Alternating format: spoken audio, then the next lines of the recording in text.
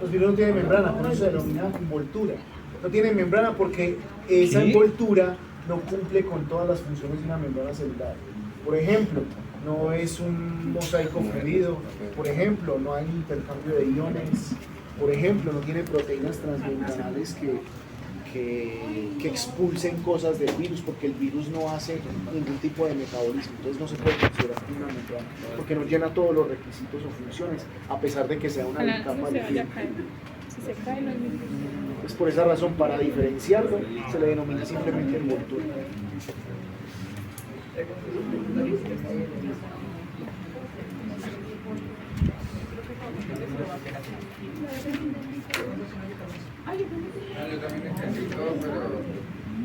Pero me faltaron esos 6 minutos. Los últimos 6 minutos donde yo explico el ciclo celular, el ciclo viral. Sí, claro. Las infecciones también son virales. Hay infecciones bacterianas, hay infecciones virales y hay infecciones fúngicas, o sea, producidas por hongos. ¿Sí?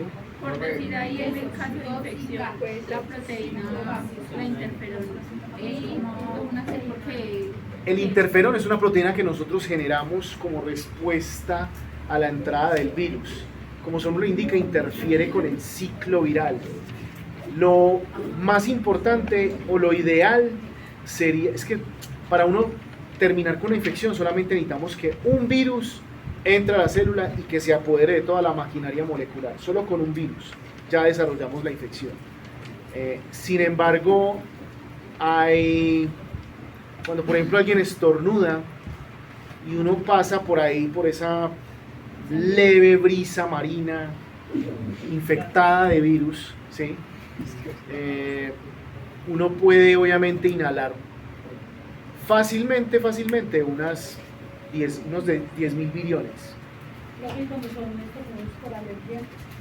Por alergia, pues también pueden intercambiar material, es decir, el estornudo, recuerden que nosotros tenemos una microbiota normal a nivel de la mucosa nasal, entonces podemos intercambiar algunas bacterias cuando usted siente esa brisa matutina de la chis de otro bobo cagado que no está para la boca, para decirlo de una manera simple y directa. Entonces, claro, el hecho de que solamente un virus pueda o tenga la facultad de enfermarnos es preocupante, porque finalmente puede que los otros 9.999 no hagan nada o sean controlados, pero solamente ese virus va a desencadenar dentro de la respuesta. Dentro de esa respuesta está la producción de interferón, que puede ser interferón gamma o beta, ¿cierto? Dependiendo de la célula que se esté estimulando, y la idea con ese interferón es una proteína que intenta bloquear la replicación del virus, que lo que uno evita o lo que uno quisiera evitar en la infección es que el virus se propague de célula a célula y evitar que él produzca más copias, que ese era uno de los problemas con el SARS-CoV-2, ¿cierto? El problema del SARS-CoV-2 era que nosotros nos contaminábamos y antes de presentar los síntomas ya el virus se replicaba en la orofaringe. Entonces, claro, cuando tú hablabas, ya así no estuvieras todavía enfermo, contaminabas. Y por esa misma razón, entonces pusieron lo del tapabocas y pusieron la restricción de el distanciamiento social de mínimo de 2 metros, ¿cierto? Pero no faltaron los bobos y hueputas que salieron a la calle a protestar que porque el tapabocas era una conspiración de no sé quién putas y que Bill Gates y que, bueno, en fin, ustedes ya saben qué fue lo que pasó y seguramente se dieron cuenta de ese tipo de conspiranoicos.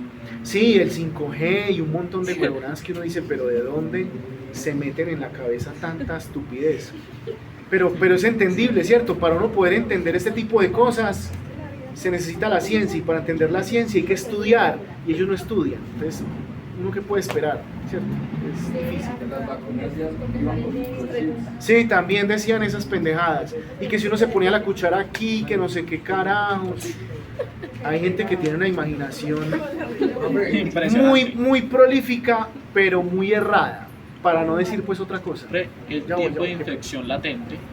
Latente es cuando el virus de pronto no te ataca rápidamente, sino que se conserva en los órganos o en las células de manera intracelular y en el momento en que uno, por ejemplo, disminuya o se inmunosuprima, es decir, el sistema inmunológico, las defensas bajen, ellos pueden atacar. ¿Y cuál sería la diferencia entre pues, latente y persistente? Persistente es un virus que normalmente puede demorarse en incubar al menos unos 6 meses o más. Por ejemplo, hay virus que pueden ser tanto persistentes como latentes, como el VIH, ¿sí? Hoy en día tenemos una ventaja con la latencia del virus del VIH, y es que con toda la farmacología que manejan pues las personas infectadas o seropositivas a VIH, lo controlan y pueden sobrevivir unos 20, 25 años más. En la década de los 80, a principios de los 90, eso no era así, la persona inmediatamente se inmunosuprimía, aparecía generalmente el sarcoma se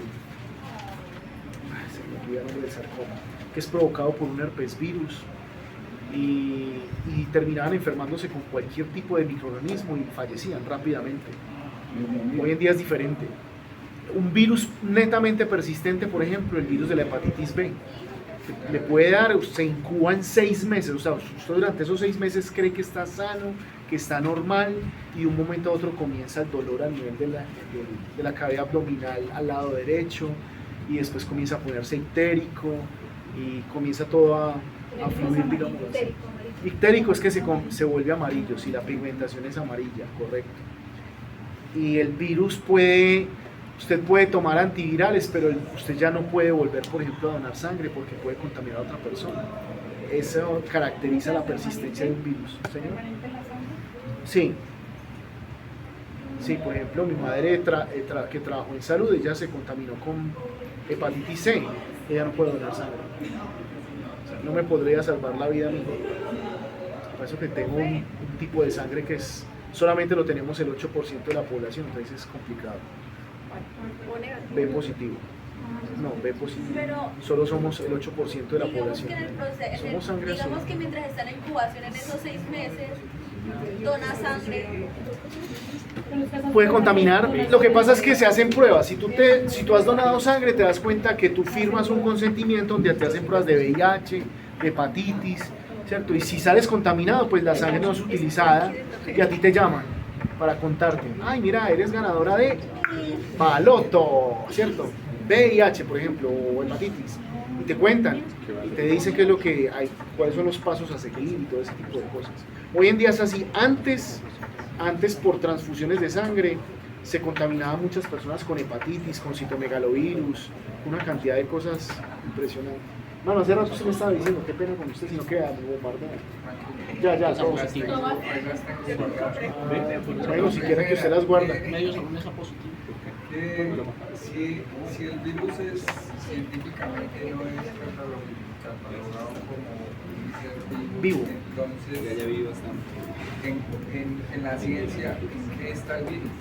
Esa es una excelente pregunta y la ciencia no lo ha resuelto. Uno puede definir el virus como un material genético egoísta, autorreplicante, que si pensara su único interés sería copiarse a sí mismo, no más, independientemente de si causa daño o no. O sea, él no sabe que está causando daño, obviamente. Ahora, uno pensando en términos evolutivos, cuando uno piensa en evolución, pues, no sé si usted conozca exactamente bien la teoría de Darwin, porque la gente cree que la entiende, pero hay gente que no, realmente se confunde. Sí, va más allá. O la gente pone el ejemplo de los cuellos de las jirafas, y eso es Lamarck, eso es lamarckiano, no darwinista. Pues la gente no entiende muy bien. No sé por qué nunca explican los profesores de biología de los colegios la teoría de Darwin. Bueno, yo sí sé por qué.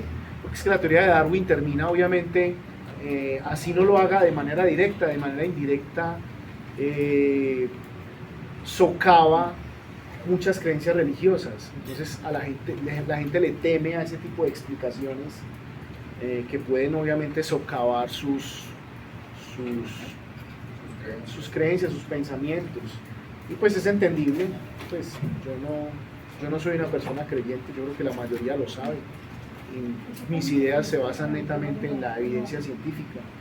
Yo no veo más allá de eso. Pero bueno, cerrando ese paréntesis, volviendo a la selección natural, y a la evolución de Darwin, cuando uno mira o cuando se han estudiado poblaciones de animales y ahora que estamos estudiando las poblaciones de virus, si usted se dio cuenta, este virus tiene una capacidad, por lo menos el SARS-CoV-2, ¿cierto? Tiene una capacidad de adaptación bestial, tanto que tuvimos una cantidad de letras griegas hablando de las variantes, ¿cierto? Y de todas esas variantes, alfa, beta, gamma, epsilon, ya no existen, o sea, ya no están circulando en el planeta Tierra, se extinguieron. La que hay en este momento se llama Omicron, o sea, la última oleada de la última parte de la pandemia surgió la variante Omicron. ¿Eso qué significa? Significa simplemente que el virus tiene una capacidad de adaptabilidad bestial y que obviamente Omicron va a seguir buscando hospederos para poder multiplicarse. Lo que uno espera desde el punto de vista evolutivo, uno puede esperar dos cosas. Estamos en una Y así con el coronavirus. Por un lado, puede que tenga una estrategia evolutivamente estable, eso significa que el virus ya no mate, ya no agreda hasta matar al hospedero, sino que simplemente busque replicarse como lo hace el virus de la influenza, el de la gripa, sin matar al hospedero. Eso le va a garantizar, digamos, cierto grado de perpetuidad, porque finalmente si tiene hospedero se va a poder replicar, si no tiene hospedero se va a extinguir. Es así de sencillo. ¿Por qué? Porque el virus no funciona solo, necesita entrar a una célula sí o sí, es un parásito. Ahora, la otra estrategia es la más peligrosa y la que a uno le preocupa, y es que el virus se patogenice más, se vuelva más virulento, o sea, que cause todavía más daño. ¿Por qué razón digo yo que estamos en esa Y? Porque las mutaciones son aleatorias, es decir, las mutaciones se generan al azar. No tanto del huésped, sino dependiendo de la capacidad que tenga el virus para adaptarse. Y si el virus se adapta de esta forma, de una manera más virulenta, pues obviamente van a surgir más, él va a contaminar más rápido, por ejemplo, tendrá la capacidad de contaminar más rápido, es probable. De hecho, Omicron es el serotipo o la variante que más rápido se propagó de todas las variantes, o sea que es un virus que se propaga fuertemente. También se determinó... Sí, claro. Es más, muchas de las gripas que seguramente hemos tenido después de la pandemia, muchas de ellas probablemente sean coronavirus, no influenza. ¿Qué nos ha salvado? Por lo menos en mi caso, que nos vacunamos, yo me vacuné, ¿cierto? Yo hice caso a la ciencia y yo me vacuné sin ningún problema y yo creo que eso es lo que me ha salvado.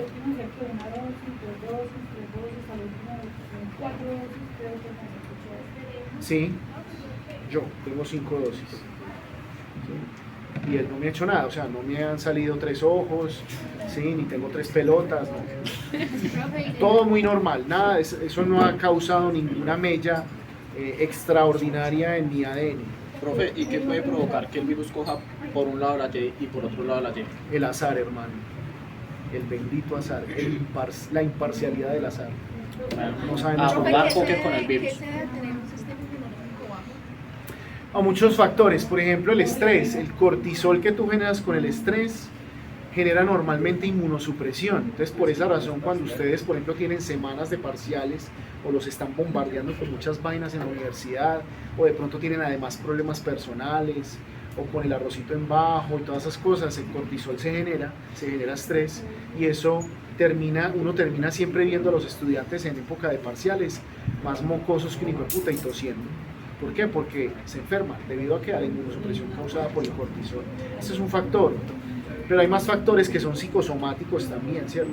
Que también dependen un poco del estrés o pueden depender de otro tipo de problemas. Eso depende también de cómo tú manejes tus emociones y tu interior. No todo el mundo maneja el estrés de la misma manera. Digamos algunos, en mi caso por ejemplo el estrés me hace más productivo, me parece asqueroso pero me hace más productivo. Cuando estoy sin estrés soy relajado pero yo hago las cosas con tiempo, trato ya no de procrastinar tanto, entonces y cuando llega el momento del estrés pues ya no estoy estresado porque ya tengo todo listo, pero eso lo he ido mejorando con el tiempo, no es de ahora, sí, no es de ahora. Cuando salió el virus, sí.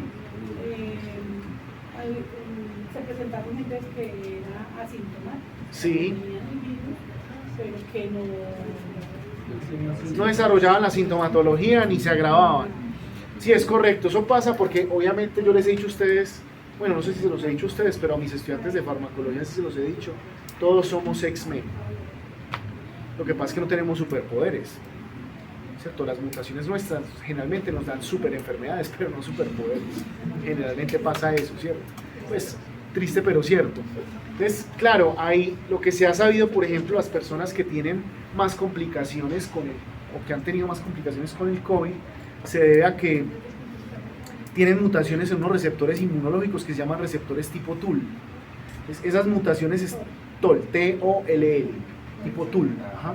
Y esos receptores, normalmente cuando están mutados o cuando tienen esas mutaciones, la persona sufre muchísimo durante el COVID. Muchos de ellos han tenido, seguramente los han tenido que intubar, poner boca abajo, sedar para que el metabolismo disminuya y para que el virus no se multiplique más ni cause más daño. O sea, este tipo de estrategias pues como para que la gente se salve. Y hay otros que no, que definitivamente como no tienen enfermedades de base, es decir, no sufren ni de obesidad, ni sufren de los riñones, ni sufren del páncreas, ni del hígado, y tienen seguramente unas mutaciones muy adecuadas en los receptores tipo TUL, el virus no parte sin novedad. Todo ese conjunto que acabo de mencionar de enfermedades de base, ¿cierto? La persona la tiene, pero sin embargo sigue siendo asintomática. Sigue siendo asintomática. Yo pienso que podría ser por mutaciones en el receptor. Si tú te fijas en la última parte del video, yo les hablo del ciclo viral. Y entonces el receptor que utiliza el COVID es una enzima que se llama ACE2, que es la enzima convertidora de angiotensina 2. Ese es el receptor que utiliza para ingresar. Pero nos dimos cuenta, ya posterior a la pandemia, que utiliza otros dos receptores también en algunos otros casos, receptores de pilina, y hay otro receptor que en este momento no recuerdo el nombre, que también puede estar asociado. Puede ser que la persona tenga mutaciones en el ACE2 que no lo reconozca la proteína de espiga del virus. Entonces, como lo reconoce, si el virus no tiene contacto con el receptor, no ingresa a la célula, no infecta. Si no infecta, es asintomático. Puede que el virus esté ahí, pero la persona nunca va a desarrollar ningún tipo de sintomatología. ¿Sí? Lo mismo pasa con, hay algunas personas que no son inmunes al VIH, porque el sistema inmunológico no es que estropee el virus, sino que el virus necesita un receptor que es el receptor CD4+ de los linfocitos T, y hay personas que encontraron 2 mujeres mutantes en África que ha sido asediada pues por el virus del VIH. Para mí el VIH es una pandemia fortísima que no hemos podido con ella, es bien complicado, y las encontraron y se dieron cuenta que eran mutaciones en el CD4+. ¿Eso se puede trasladar a otros seres humanos? No. O sea, que por más que tenga el virus, No, exacto, el virus puede ingresar, y las dos son trabajadoras de la vida alegre, pues, para decirlo pues de una manera muy sutil, ¿cierto? Eran prostitutas, son prostitutas, madre e hija, ¿cierto? Todas sus compañeras y muchos de sus clientes murieron de SIDA, ellas no, pero ellas pueden transmitirlo, porque si se contaminan lo transmiten. Lo que pasa es que el virus, como no puede entrar a la célula, no les va a causar ningún daño. Entonces son, sí. Disculpame, me interrumpo. VIH, virus. Virus de inmunodeficiencia humana. Sí. ¿Y por qué se contagia solo con contacto sexual? No, usted se puede contaminar también por una transfusión de sangre, por un pinchazo con agujas, porque el virus tiene que entrar a la material mal sangre. esterilizado. Tiene que entrar a la sangre. Pero eso o sea, ahí pues no entiendo. Disculpe, Los virus. la ignorancia.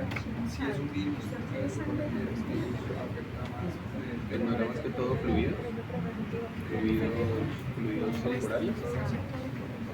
¿De Pues qué? que No se me- contagie. no La me- forma en que se contagia no es un virus, O sea, que aerobio. con el agua Aerobio. a ella me dio No, está mezclando peras con Ok, manzanas. de pronto, Los virus, usted se esos lastima son solo las y toque bacterias. algo Los que que esté pueden ser cortado. aerobias, Y después se anaerobias, pasa por la vía los virus no tienen nada que ver con el aire, ni con la cantidad de oxígeno. Ya entendí la función de coronavirus El virus tiene que entrar al torrente para hacer y porque con el VIH no. Ah, ya. Eso es lo que yo sé. Sí, porque usted lo dijo de una manera clarísima, weón. ¿No? Cara. Bien. Gracias. Pero ¿por qué entonces? Gracias por la traducción simultánea. La respuesta es simple, ¿sí? Porque todos los virus es también evolutiva. Todos los virus tienen estrategias diferentes. Hay virus que atacan o que se especializan en atacar tracto respiratorio. Hay virus que se especializan en atacar células hepáticas. Hay virus que se especializan en atacar células nerviosas. Hay virus que se especializan en atacar células del sistema inmunológico. Entonces, por ejemplo, el coronavirus está especializado en qué?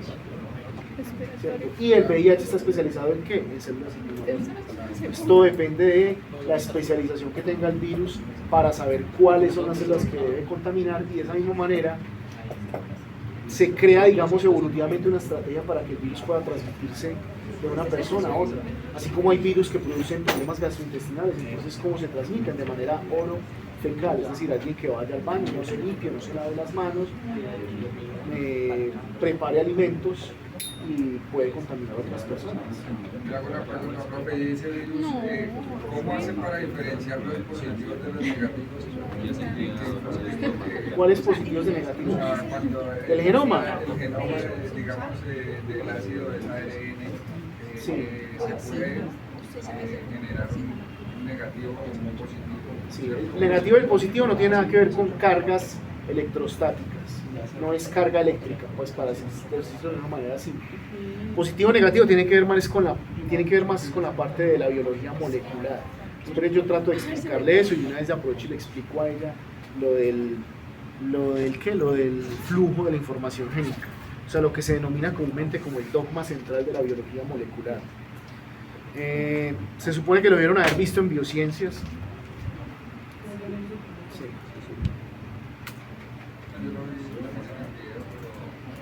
Yo lo tengo aquí. Es eso. Hombre, es que no sé si lo vimos, y es que yo no me acuerdo personalmente, pero no nos ha, o yo no siento que hubiéramos visto el de retrotranscripción. Esa parte no, la verdad, yo que me acuerdo no vimos eso. No, por eso. Creo que todo va a estar bien. No va a estar bien. Espérate, yo conecto este computador para poderles explicar eso. Se me tocó pararme, quería pararme, estaba todo contento y sentadito. Usted dijo, pregunte. Sí, claro, no, prefiero que pregunten, no que se queden mudos ahí como unas momias. Después dice, no era en el video.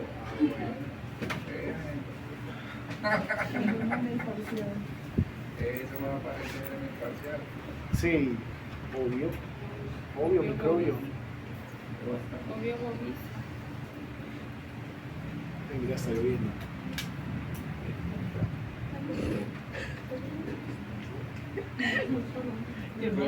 ¿Uno cómo hace para diferenciar cuando es un virus pequeño y un virus satélite? Es una buena pregunta, ¿no? Toca es, obviamente, aislarlo y tratar de tomarle fotos con microscopía electrónica de barrido y medirlo. No hay otra manera. No hay otra forma. No. Para ver un virus toca es con el de barrido únicamente, ¿cierto? Sí, Por eso, o sea, sería Lastimosamente la universidad no tiene fotos. Chicas, la la fotos. intención. Ya lo ese borramos. pedazo. Claro, ya. Pedazo no de... ¿Qué más? Pues cuánto vale un micro. ¿Pero cómo es? Pero ya que está, vamos a colocar la diapositiva, sería bueno haría. Pero no se vería en el televisor. ¿Cree que se ve el televisor? Pero no se ve porque mira, queda muy abajo.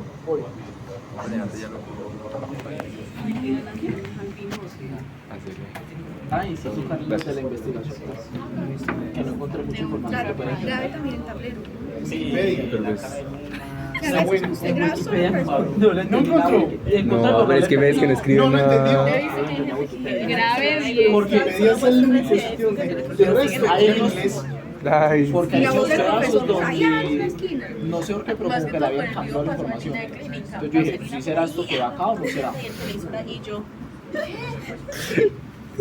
Pues que no había grabado. no, ese había sido Y en pues como en el Wikipedia coso de cualquiera Andrés. puede entrar y Sí, cambiar la vaina. Y lo dejan ahí. Sí, no claro. mueve. Pero normalmente las cosas de ciencia precisamente las cosas.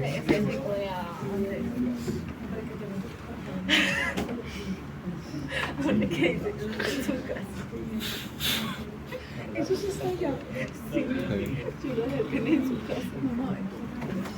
ay, no me es que usted dijo, ay, déjelo ahí. Y yo, ay, ¿Usted graba las clases de autometría? Pero chico. 50.000. Hay que ser rico. Eso es una clave. Ya le paso el número. Y ese también es. Yo dejo barato, 80 pues. Que me cae bien. Se lo dejo en cuotas si quiere. De vídeo. Le abro ese sticker. No me molesta.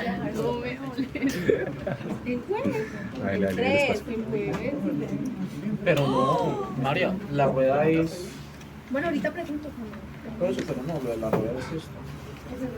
Bueno, ahí está el flujo de la información génica.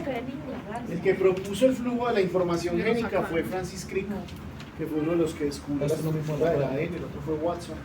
Pero Pues deja entonces que se el vea más bien. brillante de los dos era Este es lo Francis mismo. Crick. Lo propuso en una conferencia en Cold Spring Harbor en 1958. Entonces, él lo denominó, me parece que la denominación fue una estupidez de parte de él, pero yo creo que quería también generar un poquito de revuelo con el nombre.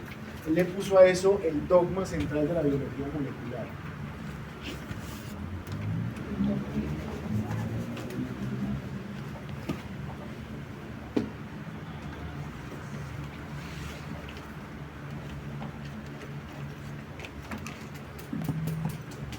Por ejemplo, en mi caso, yo siempre he sido partidario de que ustedes les den biología celular y molecular, no una materia que se llama biociencias.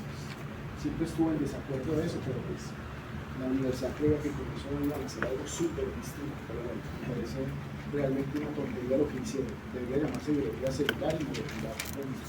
Y debería enfocarse en eso, biología celular y molecular. Y hay otros temas que sí son importantes ahí, como por ejemplo la química orgánica, el pH, las soluciones que se pueden dar en bioquímica, que se pueden trasladar a bioquímica, pero es una discusión ya de microcurricular que estoy haciendo aquí una digresión con ustedes aquí en voz alta. ¿Por qué se llama dogma? Pues porque yo creo que quería causar revuelo. En ciencia no hay dogmas. Dogma es una creencia que nunca cambia. Y la ciencia permanentemente está cambiando porque siempre hay nuevos hallazgos. Lo bueno de eso es que se va autocorrigiendo, número uno, y número dos, va aumentando obviamente la cantidad de conocimiento con respecto de ciertos procesos que para muchos probablemente sean muy raros, muy extraños, o que como no los desconocen, pues simplemente a todo eso lo pueden llamar como quieran llamarlo. No voy a entrar en detalles pues para no, de pronto para que la gente no se ofenda. Bien. Obviamente el ADN es el material autorreplicante por excelencia. El ADN es una doble hélice, ¿sí? Eso ya seguramente ustedes lo saben. Ustedes saben que el ADN es complementario, eso significa que la A siempre va a formar doble enlace, doble puente de hidrógeno con la T, y que la G formará entonces 3 puentes de hidrógeno con la C. Entonces si usted tiene aquí en la secuencia A al frente, en la otra hebra tendrá una T, y si tiene aquí una G, al frente va a tener entonces una C. Entonces eso se llama complementariedad, eso se lo explican a uno desde el colegio. Esto es pura biología del coquito. Nacho Eso Lee, sí me acuerdo. puro Nacho Lee de la biología. Eso sí, pues lo tengo clarísimo también. Si usted no lo vio en el colegio, perdió la platica. Sí, perdió la platica, ya se lo digo. Es lo mínimo que debe haber visto. Ahora, el ADN se debe replicar, es decir, se debe copiar. ¿Cuándo se copia el ADN? Si usted piensa, por ejemplo, en una célula que se va a dividir en dos, evidentemente la célula madre tendrá que hacer una copia de todo el ADN para que la célula hija herede todo el ADN. ¿O usted qué pensaría de una célula que no tiene ADN ni tiene núcleo? ¿Estará viva? No. Si es una célula eucariote, no va a estar viva. Entonces la replicación del ADN, ¿qué me va a garantizar? La herencia del material genético. Para eso es la replicación del ADN, por si usted no se la había pillado, ¿cierto? Ahora, el proceso es complejo, sí, súper complejo. Si usted se fija, ese GIF es la representación gráfica del proceso. Es la representación gráfica del proceso, donde las dos hebras son separadas. Hay una hebra líder que se sintetiza constantemente y hay una hebra retrasada que se va sintetizando por fragmentos, por pedacitos, ¿sí? Eso ocurre normalmente. Hoy en día, digamos, este modelo ya es un modelo viejo porque está mostrando dos cabezas de la polimerasa. Y hoy en día ya se sabe que no son dos cabezas de la polimerasa, esta y esta, sino que son tres. Dos que trabajan en la hebra retrasada y una que trabaja en la hebra líder. Pero yo no voy a entrar en detalles porque eso ustedes no lo vieron con detalle. Así que si yo les sigo explicando cosas de todo lo que ustedes ven ahí, son proteínas que están trabajando permanentemente. Hay una proteína que coge la hebra retrasada, se la lleva para la polimerasa, la otra está ahí trabajando permanentemente. Miren, todas esas proteínas se mueven de esa manera. ¿Necesitan algo especial o espectacular para moverse? No, no necesitan nada. Trabajan de manera espontánea. Algunas de pronto necesitarán, por ejemplo, la helicasa, que es esta, que es la que se encarga de abrir la hebra de ADN, de pronto utiliza ATP. De resto, lo único que necesita la polimerasa es magnesio. Solo necesita magnesio y ya con eso trabaja. No necesita nada más, absolutamente nada más. Listo, ya saben entonces para qué sirve la replicación, ¿cierto? La replicación es la base de la herencia. Pero la secuencia de ADN tiene genes. Es decir, cuando uno habla de genes, uno está hablando de la codificación de proteínas. Es decir, hay segmentos del ADN, usted tiene por ejemplo este segmento del ADN, y usted sabe que desde acá hasta acá, esta secuencia me va a codificar una proteína. Hay partes del ADN que no codifican nada, es decir, que no se van a traducir en una proteína, sino que pueden ser, por ejemplo, secuencias regulatorias. ¿Qué significa secuencias regulatorias? Hay un montón de cosas que tiene el ADN que ustedes seguramente desconocen, que no tienen puta idea que tiene el ADN. Es, por ejemplo, antes del gen hay secuencias de ADN corticas que se llaman promotores. ¿Qué es un promotor? El promotor es una secuencia de ADN que reconoce una proteína llamada la ARN polimerasa, y si la reconoce, la ARN polimerasa entonces lo que hace es que abre el ADN, se pega a una hebra que normalmente es la hebra positiva, y esa hebra positiva entonces va codificando. Si aquí hay una A, al frente pone una U. Si aquí hay una T, al frente pone una A. Si aquí hay una G, al frente pone una C. ¿Qué es lo que va a sintetizar? Va a sintetizar el ARN mensajero. Entonces, ese proceso se llama transcripción. Cuando usted tiene genes en el ADN que se expresan, es decir, que se van a convertir en una proteína, primero debe ser transcrito al ARN mensajero. Ese es el ARN mensajero. Entonces, ¿cuál es la diferencia del ARN mensajero? Que el ARN mensajero es solamente una hebra, o dos, una, que además en lugar de timina tiene uracilo. ¿Hay más diferencias? Sí, pero es entrar a mirar ya detalladamente la estructura química de las moléculas. Ustedes ya de eso no quieren saber nada. Entonces, ¿yo para qué les puedo decir eso? No les puedo explicar nada de eso. Pero hay muchas más diferencias. Yo solamente estoy dando dos diferencias muy simples, supremamente simples, básicas, como para que usted lo tenga en cuenta. Si estamos hablando de una célula eucariote, el ARN debe salir del núcleo y hay una secuencia del ARN que es reconocida por el ribosoma. Entonces el ribosoma se ensambla alrededor del ARN y el ribosoma entonces lee de a tres letras. Entonces, por ejemplo, este es el ribosoma Este es el ARN mensajero. Y normalmente las primeras 3 letras son A, U, G. Entonces el ribosoma pone una ARN de transferencia con el anticodón, o sea, con U, A, C, que aquí pone el primer aminoácido que normalmente es metionina. Luego sigue leyendo los otros 3, luego los otros 3. Por cada 3 nucleótidos va poniendo un aminoácido distinto. Y ese proceso se llama traducción, porque estamos pasando del lenguaje de los ácidos nucleicos al lenguaje de los aminoácidos. El ADN no te cumple ninguna función, la única función del ADN es guardar la información genética. Es lo único, conservarla dentro de la célula, porque esa es la guía de instrucciones para que la célula pueda trabajar, pueda funcionar, ¿sí? Ese ADN es el que codifica todas las enzimas que vimos el semestre pasado en bioquímica. Ese ADN es el que codifica todas las proteínas que son los fotorreceptores que usted tiene en la retina para poder observar o detectar los fotones de luz, ¿sí?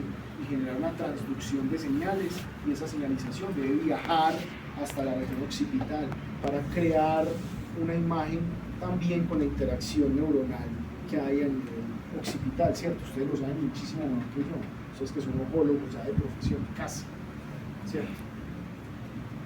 Ese es el flujo de la información genética. Ahora, hay virus que son capaces de coger el ARN y reconvertirlo en ADN, ¿cierto? Como por ejemplo el VIH. El VIH es un retrovirus porque este proceso se llama retrotranscripción. O sea, es una transcripción hacia atrás.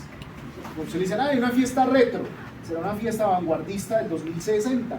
No, usted ve la decoración, la música, la pinta, es de los 80, de los 90, ¿cierto? Es tiempo atrás. Entonces, aquí pasa lo mismo. Si hace retrotranscripción es porque el proceso de transcripción lo está reversando, y está reversando de ARN a ADN. ¿Sí? Entonces, volviendo a las hebras positivas y negativas. La hebra que lee la ARN polimerasa, que es la que forma el ARN mensajero, es la hebra positiva. La otra hebra, que es complementaria, en biología molecular se conoce como hebra negativa. Casi siempre la complementaria es la hebra. A esta se le llama hebra plus o hebra más, y a esta se le llama hebra minus o simplemente menos. Entonces, la hebra más es la que codifica directamente y que puede ser leída directamente ¿por quién? Por el ribosoma. Pero entonces la que realiza en el virus la retrotranscripción sería la menos. La retrotranscripción sí sería la hebra menos. Es una hebra menos, o sea que codificaría el otro lado. Eso depende. Ellos están adaptados de una manera distinta a nosotros. Ellos están adaptados, ellos se adaptan fácilmente y pueden acumular mutaciones fácilmente porque como son tan simples, no corre riesgo nada en su vida. Si es que podemos hablar de vida, pues ahí ¿cierto? Simplemente van a cambiar y ya, eso es todo. Lo mismo pasa con las bacterias, ellas mutan y no corre riesgo su vida en comparación con nuestras células. O por ejemplo, las plantas pueden mutar muchísimo, o algunos peces, pueden ser hasta tetraploides, y sin embargo no pasa nada. Pero mire a ver si un ser humano puede ser tetraploide. Tetraploide significa que tenga 4 copias de todos los cromosomas, nosotros escasamente tenemos 2. No podemos llegar a ese nivel de las plantas o a ese nivel de los peces, porque teóricamente serían, ellos no es que sean menos complejos, hay algunos que son más complejos que nosotros, pero tenemos ciertas restricciones evolutivas que no nos permiten cambiar de esa manera tan drástica. Ahí está entonces lo tuyo y está lo que usted preguntó de ahora más y menos. ¿Sí? ¿Y en alguna otra inquietud? Los grupos taxonómicos. Ah, los de la virosfera. El círculo de... La virosfera, sí. Este, la virosfera. Lo que pasa es que hay virus. Bueno, lo que yo explico acá. Esa virosfera está aquí explicada. ¿Sí? Hay virus cuyo material genético es solamente ADN. Y hay virus cuyo material genético es solamente ARN. Pero dentro de los virus de ADN hay virus de ADN de doble cadena y hay virus de ADN de una sola cadena. Bicatenarios, monocatenarios, o como se diría en inglés, 10 sería double strand, o sea, doble hebra, y SS sería single strand, o sea, hebra sencilla. Lo mismo que vimos ahora, bicatenario, monocatenario. Simplemente le estoy dando el nombre en español y en inglés. En español y en inglés, la sigla en español y en inglés, la sigla en español y en inglés, para que la conozcan.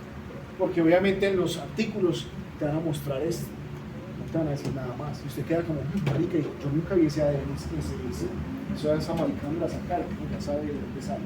¿Sí? Lo mismo los virus de ARN. Hay virus de ARN que son bicatenarios, o sea que tienen doble cadena, y hay virus de ARN que son monocatenarios, o sea de una sola cadena. Una sola cadena. Y dentro de los de una sola cadena puede que la cadena sea plus, o sea positiva, o puede que la cadena sea minus, o sea negativa. Y los que son de hebra positiva normalmente hacen traducción directa, es decir, este ARN directamente puede pasar al ribosoma y el ribosoma lo puede convertir en proteínas de ese virus. O sea que son virus de desarrollo temprano.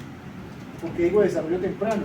Porque no necesitan la intermediación de nada más, sino que ingresa al ARN, que era lo que hacía el virus el SARS-CoV-2. El SARS-CoV-2 era un virus de ARN, de hebra positiva, de 41.000 nucleótidos. 41.000, 42.000 nucleótidos. Pues entraba a la célula, se desnudaba era que se perdía la cápside, inmediatamente el ribosoma nuestro, pensando, pues es que el ribosoma no piensa, pero digamos para el ribosoma es indiferente el ARN humano al ARN viral, o sea, no es capaz de diferenciarlo. Entonces, ¿qué hace? Eso es un ARN, se pega y comienza a producir las proteínas, pero en este caso somos tan de malas que son las proteínas del virus. El virus ahí comienza a reproducirse rápidamente. Entonces, es un virus de desarrollo temprano. Hay otros virus que tardan más tiempo. ¿Se acuerdan lo que yo decía ahorita de la hepatitis B? Se demoraba 6 meses en incubar. Hay otros que tardan 15 días, como la influenza. Otros que pueden tardar entre 6 y 12 días, como el coronavirus. Todo depende de qué, de la adaptabilidad que tenga con base en el material genético. Entonces, los de hebra negativa normalmente lo que hacen es retrotranscripción. La hebra negativa tiene que convertirse en ADN, el ADN tiene que formar la doble cadena, y cuando se forma la doble cadena, ahí se comienzan a expresarse los genes, o sea que pasan de ADN a ARN, pero de hebra positiva. Se demora mucho, hace todo este proceso. O sea, un virus de ARN positivo hace esto. Un virus de ARN negativo se da esta vuelta. Toda la vuelta. Eso es lo que trata la virosfera.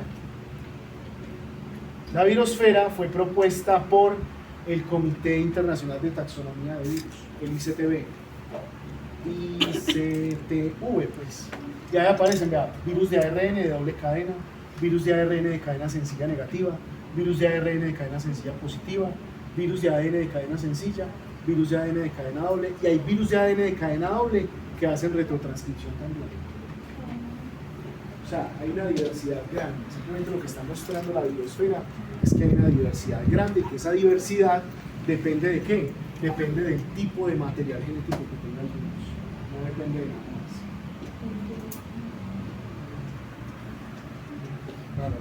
¿Sí? ¿Alguna otra inquietud? Por eso es tan importante uno tener bases buenas. ¿Bases buenas de qué? De biociencias y de bioquímica. Todo lo mismo cuando lleguen a farmacología, es la misma vaina. ¿Por qué se llaman ciencias básicas? Lo he dicho siempre, que son las bases del conocimiento. Si usted tiene buenas bases, su castillo de conocimiento va a ser muy fuerte. Si sus bases son débiles, va a ser difícil. Por esa misma razón, mucha gente que se supone que estudia carreras o profesiones vinculadas a la salud, como tienen muy malas bases, a pesar de ser profesionales en salud, se comieron muchísimos cuentos, muchísimas conspiraciones y muchísimos audios de WhatsApp de la pandemia. Conozco personas que son médicos y enfermeras que nunca se vacunaron y permitieron vacunar a sus hijos. Me parecía lo más irresponsable de este mundo. Me parece que después de 4 o 5 años de carrera, o sea, no les sirvió de nada, no aprendieron nada, ni entendieron nunca la microbiología, ni entendieron nunca la inmunología. Es más, todavía yo me encuentro con ex alumnos míos, me dicen cosas que yo digo, puta, yo le di microbiología y no entendió nunca. O sea, no entendió nunca porque nunca se paran, nunca son capaces. No, eso depende de la calidad de profesional que usted sea, hermano. No digamos mentiras, yo se los he dicho siempre a todos mis estudiantes. ¿Usted dónde se ve? Usted se ve con grandes aspiraciones. Marica, usted tiene que demostrar que va a llegar a eso. Usted si tiene grandes aspiraciones, no va a poder sentarse ahí como, marica, no, me va a pasar este en 3, si me saco un 2.8, en el otro me saco un 3.2, y pues si no aprendo, pues qué fue puta, ¿para qué microbiología? Si yo solamente puedo poner la lámpara de vidrio y haga, y él la gafas, pues hijo de puta. O sea, yo soy así de crudo para decir las cosas, pero así son. He visto mucha gente que termina así, a pesar de que tiene una formación muy buena, porque la formación, a pesar de, es buena. A pesar de muchos factores, ¿no? Que ustedes mismos me han dicho y que ustedes también a veces dicen, pero se los decía yo ayer a otros estudiantes. Usted cuando está frente a su paciente, usted no le puede decir, no, es que, pues no, esto no te lo puedo explicar porque mi profesor de biociencias no fue tan bueno y yo la verdad no tuve la osadía, la capacidad intelectual de sentarme a llenar esa laguna. O sea, de sentarme a leer por mi cuenta eso. Se puede decir, es un paciente, lo pierde un cliente. No digamos mentiras. Como tampoco de manera irresponsable usted puede llegar a decirle mentiras, ¿cierto? Echarle un cuento ahí, una babosada, porque no todo el mundo se come el cuento. Hay personas, por ejemplo, pero para bien o para mal, yo soy un paciente atípico, pues, en cualquier cosa. Cuando voy al médico, ya me comienzo a preguntar y a decir, y acá, pues me dicen, los médicos siempre me terminan diciendo, ¿usted qué es? Yo soy médico veterinario, y ahí cambia radicalmente la consulta. Y me mandan todos los exámenes y todo, porque saben que uno sabe, que uno no traga cuento. Pero si usted pasó por salud, usted sí va donde el médico, usted queda callado con una momia y puta, pues ¿para qué le sirvió la universidad? La universidad es para pensar, para aprender a pensar con base en todos los conceptos que estás ganando en este momento como estudiante. Pero si vos te vas a quedar como una momia ahí callada, no te va a servir para nada lo que aprendiste, ni para proteger a tus hijos, porque vos llevas a tus hijos o a tus sobrinos a consulta, tenés que entrar con ellos y vos tenés que hablar porque ellos no tienen esa capacidad de preguntar. Ellos preguntarán otras cosas, obviamente, dependiendo obviamente de la edad, dependiendo del grado de represión educativa que tengan, ¿sí? Porque no todo el mundo pregunta. La educación desafortunadamente nos reprime para preguntar. Yo por eso todas las preguntas las recibo, yo no tengo ningún problema. Y hay personas que preguntan a veces cosas que parecen tonterías, pero que a ninguno, y todos se ríen, pero a ninguno de los otros babosos se le ocurrió la pregunta. Y con la pregunta llena una laguna que ninguno conocía, porque yo siempre termino preguntando, ¿y usted sabía de eso? Ah, no, entonces ¿para qué se ríen? O sea, yo los confronto de esa manera, porque uno tiene que despertar. Si usted no le cuestiona nada, pero si usted sus aspiraciones son cortas, pues usted solamente va a seguir la ley del menor esfuerzo, o sea, no va a necesitar absolutamente nada. O sea, si usted quiere su consultorio y vender sus gafitas, ¿cierto? Y meterle las gafas al cliente por el 300%, o sea, que usted las consigue al 50%. Yo entiendo todo eso, yo entiendo la dinámica del negocio, pues, porque ya lo he visto. De primera mano lo he visto. Usted puede quedar ahí ya. Puede hacerse mucha plata, sí, pero de acá no va a tener nada. Así como pasa con muchos profesionales, no solamente con esto. Perdonen que sea tan crítico, pero yo soy una persona que creo, eso depende, por eso le digo yo, depende de las aspiraciones que usted tenga como ser humano. Como ser humano. ¿Sí? ¿Hasta dónde quiere llegar usted intelectualmente? Si tiene aspiraciones intelectuales. Si no tiene aspiraciones intelectuales, usted puede seguir viendo el TikTok, todo el día sin ningún problema, no va a pasar nada, ¿cierto? Y usted puede hacer sus TikTok con sus huevonadas, y usted puede creer que esa es la vida, que esas chimbas es mi objetivo de vida, ¿verdad? Pues cada quien, ¿cierto? Uno no, porque el éxito lo mide, la gente lo mide de manera muy distinta. Pero bueno, ahí les dejo la inquietud, no sé. Qué pena tanta reflexibilidad, es muy filosófico hoy. No. pero me dieron papaya para eso. No, pero tiene Así es, toda la razón. Sí, eso es verdad. Grabo los controles del pro. Siempre es mejor preguntar y no quedarse No con la quedarse con la duda. duda. Claro, porque uno a veces se encuentra profesional de que uno dice, como estoy en la universidad y apenas estoy empezando y lo que me está diciendo es una babosada. Sí, ¿cómo hizo? Y es lo mismo, usted cuando llegue a ese último día donde le van a entregar el cartón, se va a acordar de estas palabras que le voy a decir porque se las digo a todos los grupos. Usted va a mirar para los costados y usted va a decir, uy, este hijo de puta se va a ver, qué pesado los pacientes. No le digo todo.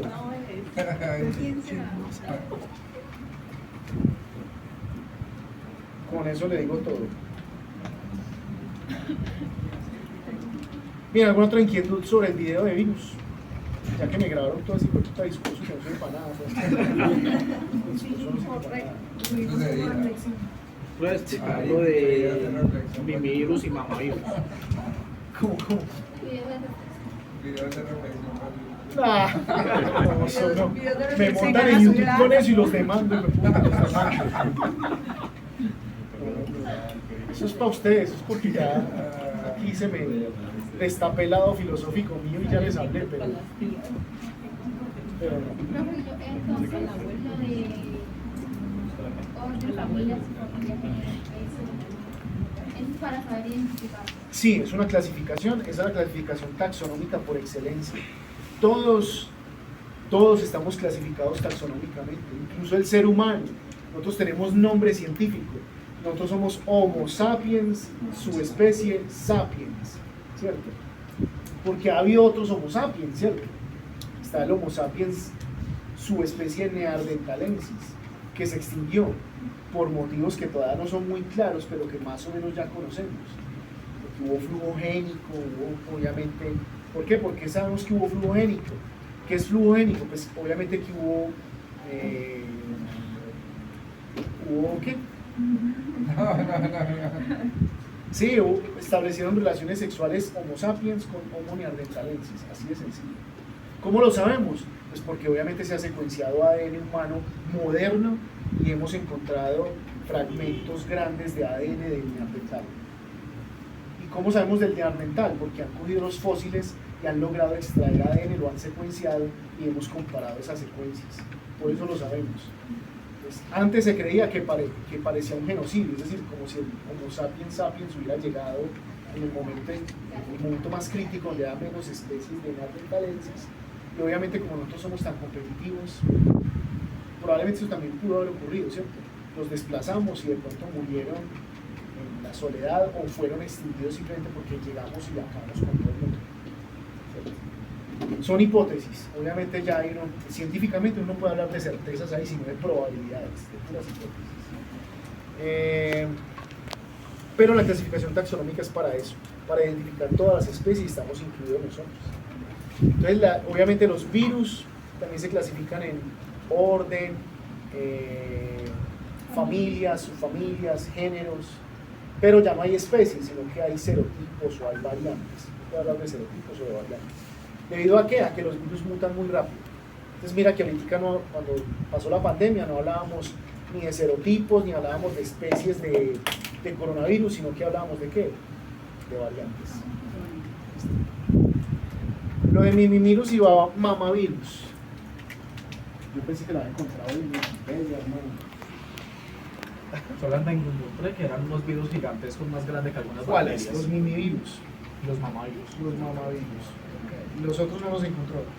Los encontré, pero muy poquito. Solicitud urgente. Dale abrazo.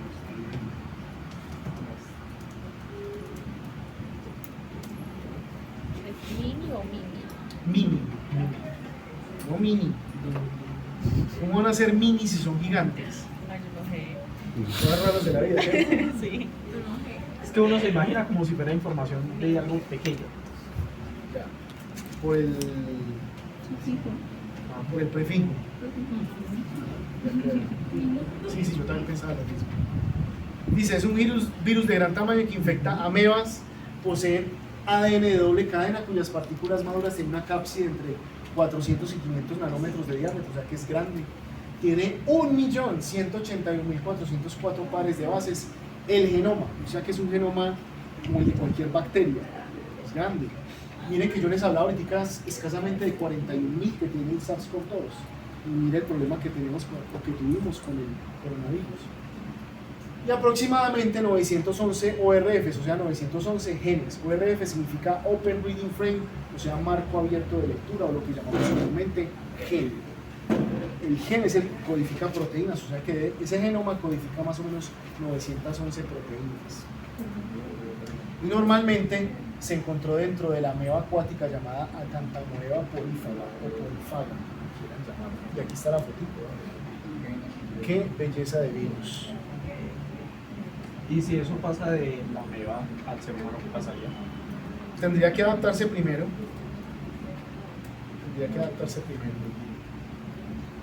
Vamos a mirar los mamavirus.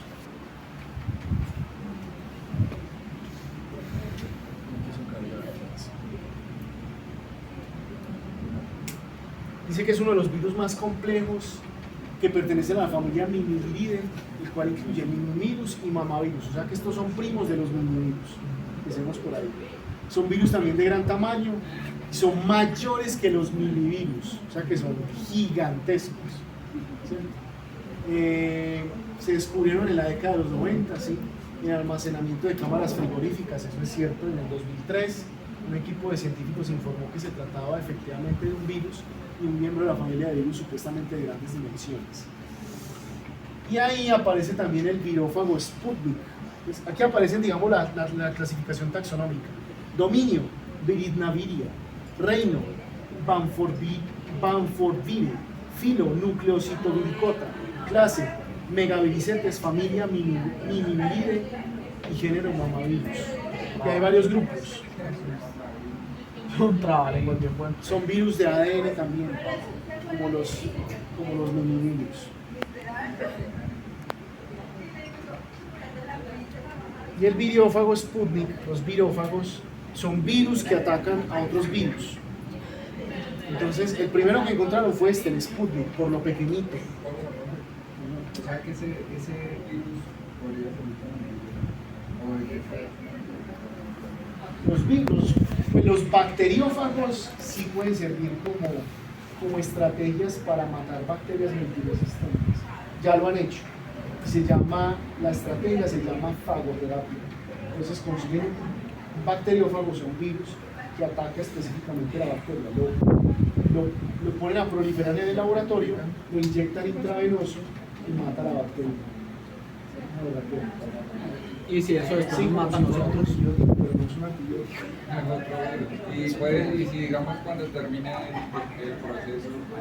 Lo peligroso es que sí, lo que los científicos, digamos, ¿por qué no lo han utilizado ya mayoritariamente ahora?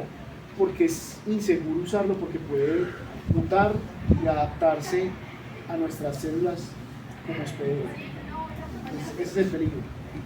Pero normalmente se eliminan, al final se terminan eliminando, porque no tienen, si matan todas las bacterias proliferan, pero ya después no tienen forma de, entonces uno los va eliminando a través de la sangre, de la orina, perdón, de las heces, del sudor, de la saliva. No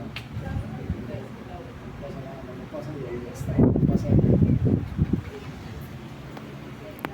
Bien, aquí dice que es un agente subvírico y es incapaz de multiplicarse por sí mismo, pero cuando las células proveedoras infectadas, Sputnik aprovecha las proteínas víricas para replicarse.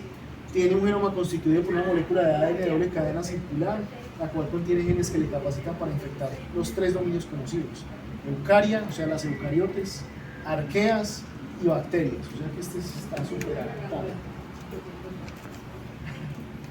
Pero hasta ahora no hay enfermedades pues causadas por virófagos en seres humanos. Hasta ahora.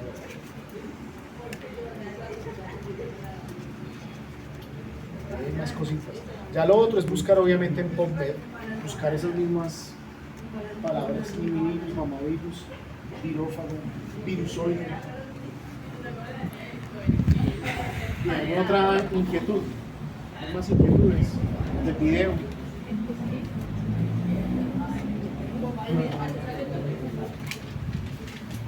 Es claro el ciclo viral. La clasificación de Baltimore